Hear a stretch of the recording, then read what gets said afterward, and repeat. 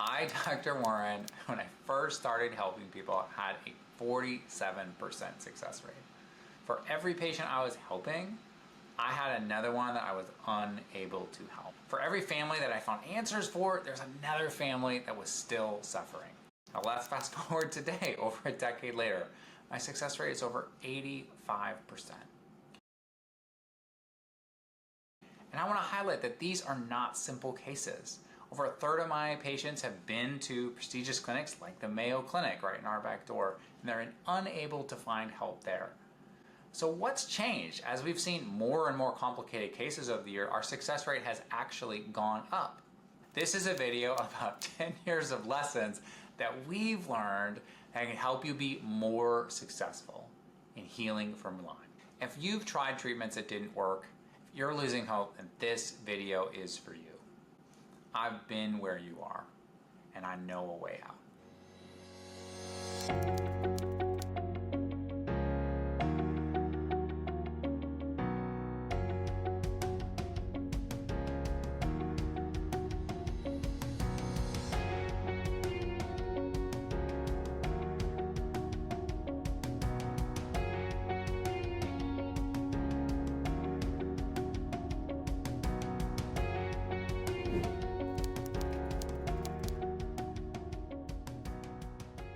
So my journey with Lyme disease didn't start in a classroom or didn't start at a seminar. It started by watching my wife, the love of my life, health deteriorate and disappear in front of my eyes. It felt like my wife was slowly dying. She had no energy, and neurological symptoms that didn't make any sense. We'd have conversations, she couldn't remember them. And it was a mystery as to what was going on. I ran tests on her, including a Lyme test, which was negative. No one could figure out what was happening to her.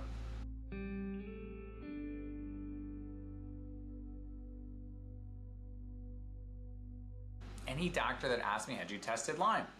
My reply was, yeah, I already tested and ruled that out. I didn't know the test I ran was so inadequate. So 3 years later, and lots of effort, lots of money, thousands of dollars later, my wife was still sick. And I finally ran a more thorough Lyme test, one that doesn't just test for one species of Lyme. And as we ran a more thorough test, we finally found our answer.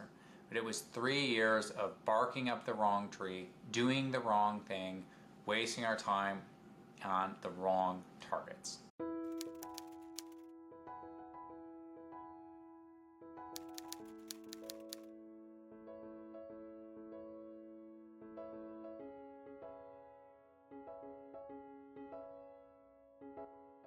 This more thorough test checks now over 18 different species of Lyme and counting. They're always improving it.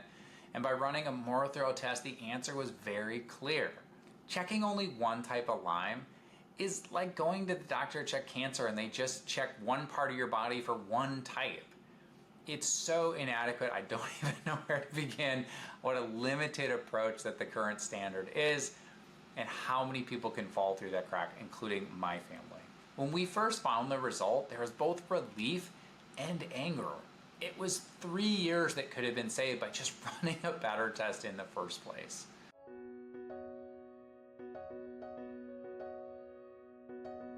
You know, that moment changed everything for me.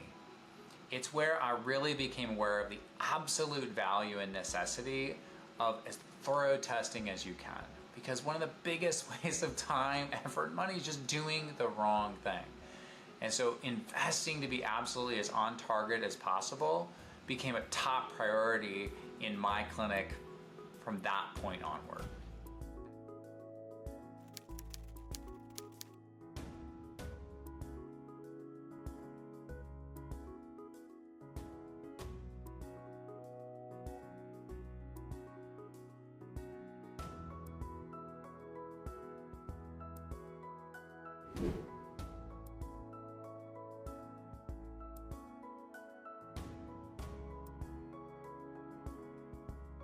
But finding the infection was just the beginning.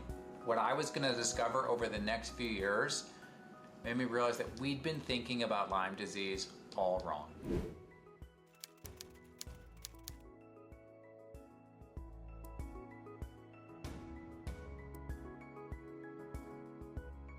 After finding Lyme and my wife, I started attending every conference I could on Lyme disease. I was reading every book on Lyme disease.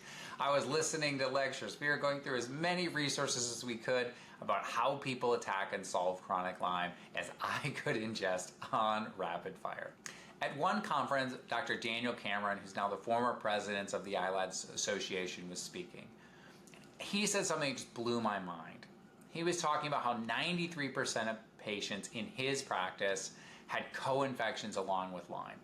You see, the vast majority of patients who have chronic Lyme, it's not Lyme disease alone. It's coupled with other co-infections, the most common being Bartonella and Babesia. But there's a whole host of others because ticks carry more diseases than just Lyme. And that's highly applicable when you have a chronic illness from these tick-borne illnesses. 93% of people having co-infections is a big number. It's not sometimes, it's not half the time, it's 93% of the time. You're gonna have more than one infection, you're gonna have multiple infections to deal with. I started testing not just more thoroughly for Lyme, I started testing more thoroughly for co-infections. So instead of one test for Bartonella, we're now running 12. Instead of one test for Babesia, we're now running 10, and so on and so forth. So testing for co-infections became just as important.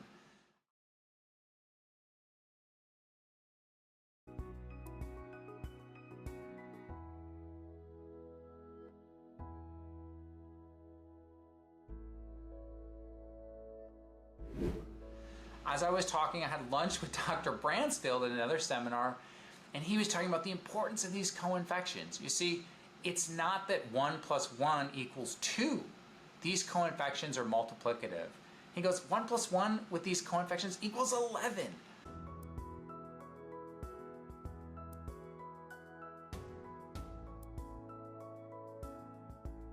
Having these different co-infections makes a huge difference in your case and is a big part of customizing how your protocol might be different from someone else's protocol. This was the biggest reason that helped me understand why modern treatments for Lyme fail so much. Doctors think of this as one infection, and 93% of the time it isn't.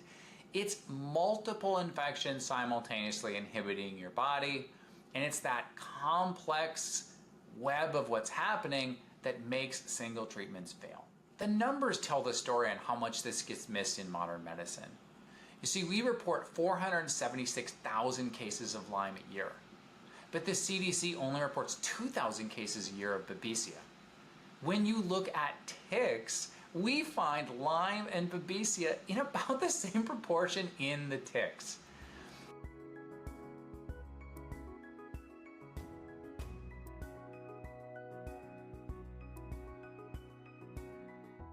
And so these co-infections, as much as Lyme has become more recognized in the last 30 years, it went from 30 years ago being estimated at 20,000 cases a year, now up to 476,000.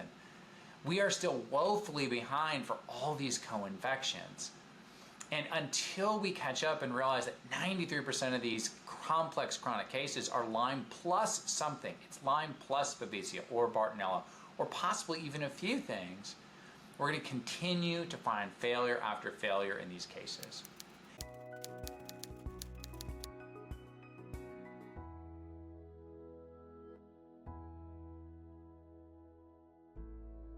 Each co-infection requires a really different treatment.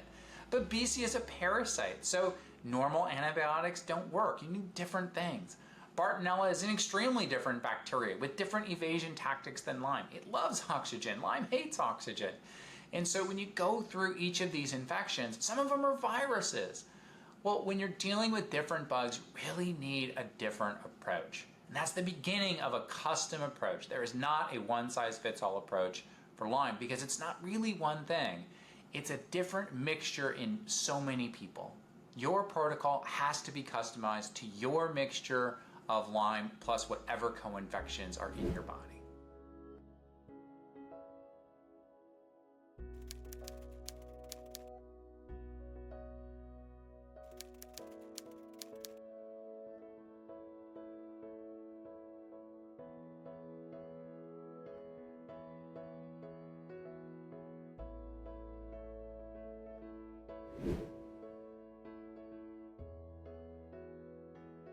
Now we got to talk about things I've learned as we've done treatments. Now, some of the first lessons I learned were all about antibiotics. Now, to be clear, I don't prescribe antibiotics. As I started, I was partnering with different doctors who do antibiotics. I had many patients on antibiotics because I really thought at the beginning you had to use antibiotics. And so that was kind of the default. But I had this group of people who either had tried antibiotics and it hadn't worked, or who just didn't want to take long-term high-dose antibiotics. And so in the first 3 to 4 years of our practice, as we're getting really into Lyme disease, I have a group of people who are on this antibiotic approach plus integrative therapy, and I have another group of people who are just on the herbal natural therapies without the antibiotics. And I got to watch both these groups of people as they went through their Lyme healing journey. And what happened is I really observed those two groups amazed me. When I looked at my people doing antibiotics, they had about the same timing of success as my people on natural protocols, meaning it was not faster when I added antibiotics to a protocol. There were considerably more side effects when I had antibiotics. As you can imagine, long-term multiple antibiotics are very hard on your gut. We had more gut problems, more colitis, more diarrhea, more cramping. We also had more liver problems, more liver toxicity, more kidney problems. We had more side effects, more serious side effects, more annoying side effects on my antibiotic group by far than my people who were doing it more naturally. The other thing that happened is when I was pulling people off protocols after they were better, 6, 12, 18 months after they'd be better, and we'd be pulling them down off the protocols. People who were in my antibiotic group had a much higher recurrence rate, meaning they'd come off the protocol and everything would come back. This was frustrating and baffling to me, and I was searching for an answer on why this was happening, and that's when I came across a study.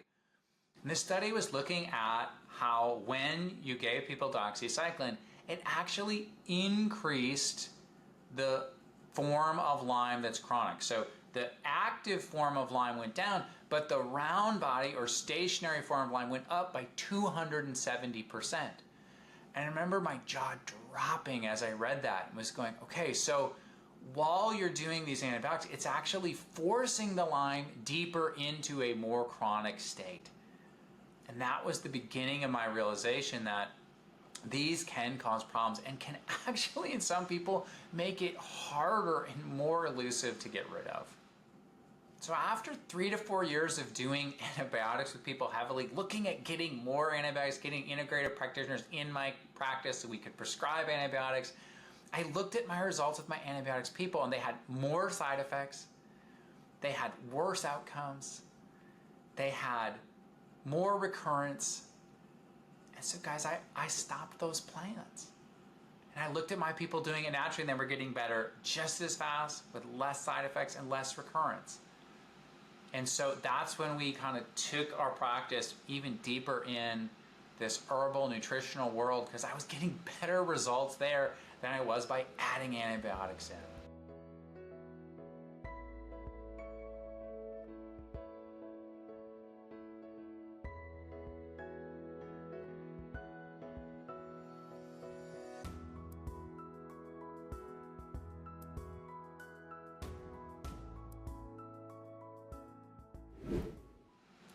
The second big antibiotic revelation came as I was reading a book from the Columbia Lyme team called Conquering Lyme. And around on page 140, the doctors say, we all know that antibiotics never kill 100% of the infection.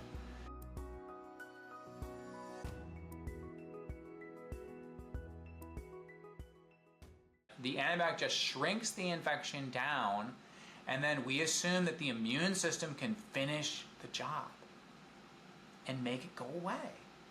Guys, this is the exact problem we're having with chronic Lyme. The immune system gets inhibited and it can't finish the job, so it doesn't go away. Each infection and co-infection attacks a different part of your immune system in order to survive in your body. Lyme disease forms biofilms for defense, and it attacks your natural killer cells. The BCA inhibits the adaptive immune system. Bartonella inhibits the nitric oxide system. Once you have multiple infections in your immune system, it's like an army that's missing parts of it's missing the tanks, it's missing the boats, it's missing the bullets. You are trying to fight a war and you're missing key parts of your army. So rehabbing the immune system became a huge part of a protocol.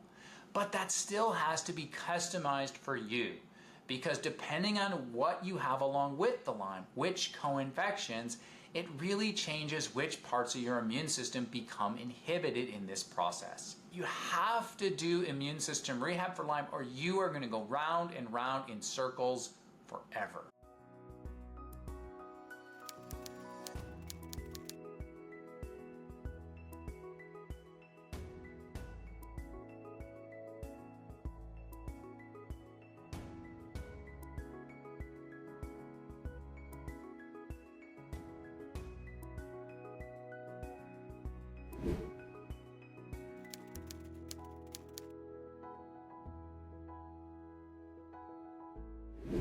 As I was diving deeper into herbal medicine for Lyme, I came across some wonderful discoveries.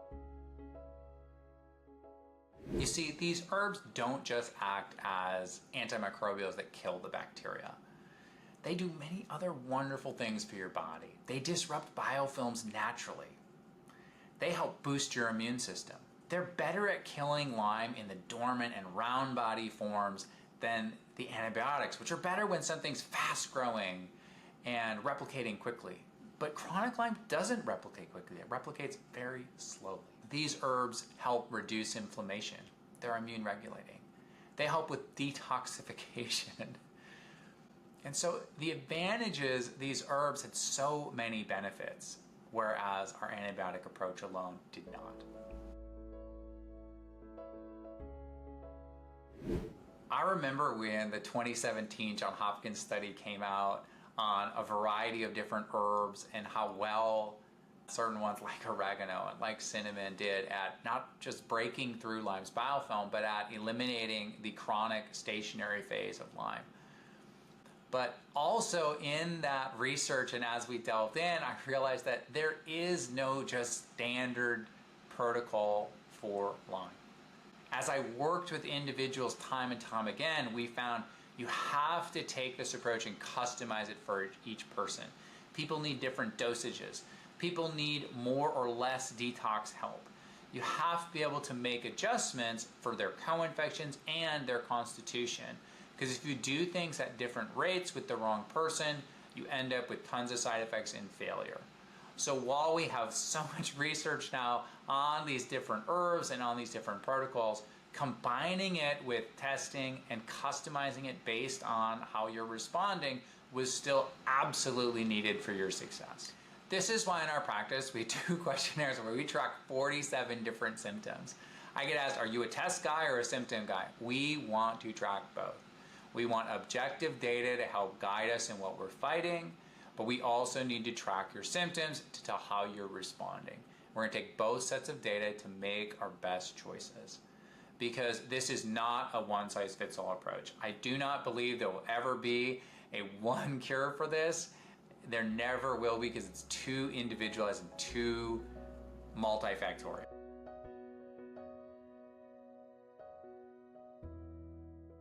If someone is getting a die-off or a Herx effect, you have to adjust the dosages down for them.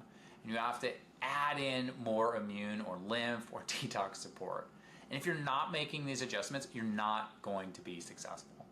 Our key with each person is to find that therapeutic window that will work, that their body can tolerate, and you can live while you're healing. This is why I think about each thing in categories. There's different immune balancing herbs that have good research. There's different killing herbs that have good research. Japanese knotweed's terrific, but if you can't tolerate, we'll try something else. We'll try cat's claw. We'll try andrographis. You need to look at these options of what can work and what can work based on data and your tests, and then work through what your body can actually gel with. You need a doctor who's flexible enough and paying attention enough to find the right mixture that your body will gel with. I call this therapeutic troubleshooting. And it's so many times I find doctors who are doing protocols that it looks right, and I'm going, guys, this could have worked. And I have someone in front of me that's like, well, it didn't work. And it's like, well, I adjust the dosages 25% or move one thing in or one thing out, and all of a sudden it works. Need to pay attention and do these adjustments on a one-on-one basis. you're gonna have failure, because the goal is to help the one person in front of you. It's a very different version than just saying, I want to shoot a generic protocol at 1,000 people and have it get 1% of them better. I do not believe that works well with Lyme. You need a one-size-fits-one approach. Take the principles and apply them individually.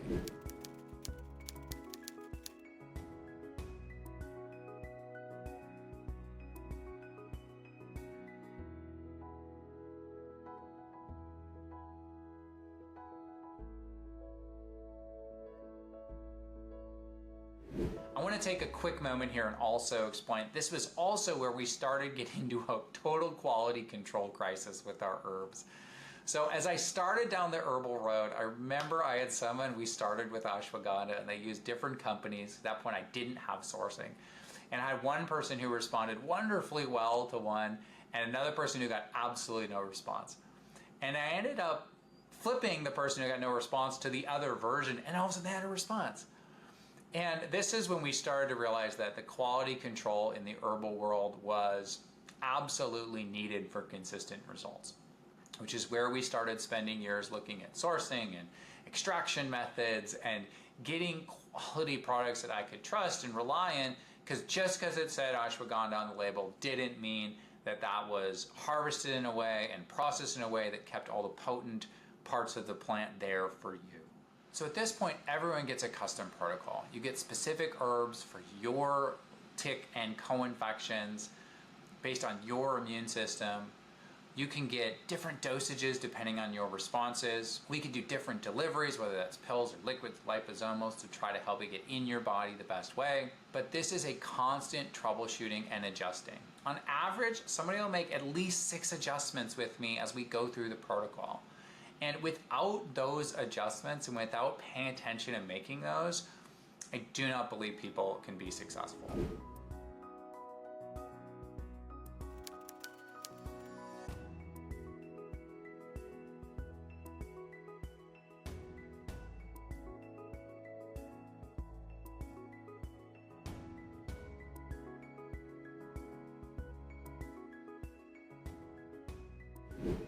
The next hard lesson I had to learn was about testing and retesting. So I had a specific patient, let's call her Sarah, where this became extremely evident to be important.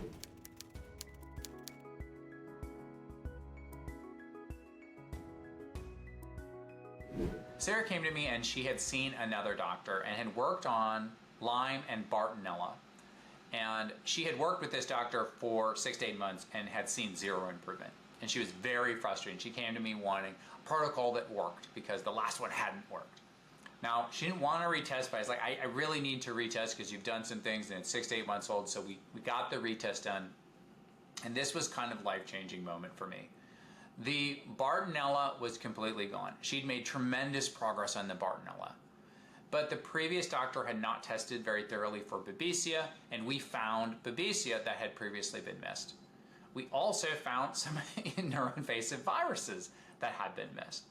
This was a big moment for me. I remember just listening to Sarah's frustration and how hard she was working and not seeing any progress, and looking at her test going, you made progress. You made progress on the Bartonella. It's a big deal. The problem was bigger than you originally thought because there were some things there we didn't see. And now I know what to do. I know what to aim at. I ended up working with Sarah for about a year. I remember we did about 6 months of care. I retested, and the Lyme and the viruses had cleared. The Bartonella was still clear. The Babesia, still terrible. Here we go. We're going to aim the protocol more at Babesia. 6 months later, I retested, Babesia gone. She was hitting her health goals. She achieved her health. Retesting periodically makes a huge difference. You can see which parts of the protocol are working and which parts you really need to adjust and work more on. So retesting became a huge part of our clinic success.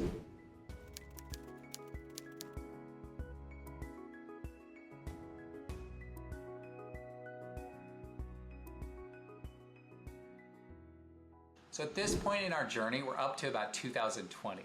So my wife got Lyme in about 2013, and over that last 7 years, we'd learned the lessons we talked about. Comprehensive testing from the beginning makes a huge difference. Quality control on your herbs makes a huge difference.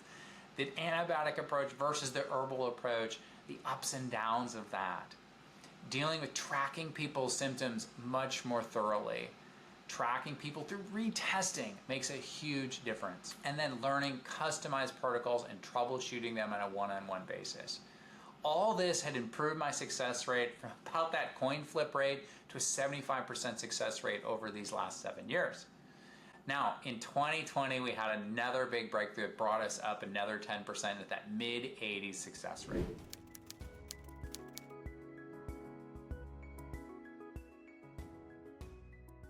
So we've already talked about it a little bit, but that breakthrough was this continued realization that chronic Lyme, post-treatment Lyme, is not just about killing infections, but is truly about the immune dysfunction. So we added more comprehensive immune testing, particularly an immune nutrient panel that looks at the nutrition that your white blood cells need in order to function better. What I found was that so many of my chronic Lyme patients had immune system dysfunction, what we knew, but it was also unique. Not everyone needed vitamin C, not everyone needed zinc, not everyone needed vitamin D or A. All these wonderful immune nutrients are like glutathione. Learning each person's unique nutrient need for their immune system really jumped up our success rate another 10% to get even better results.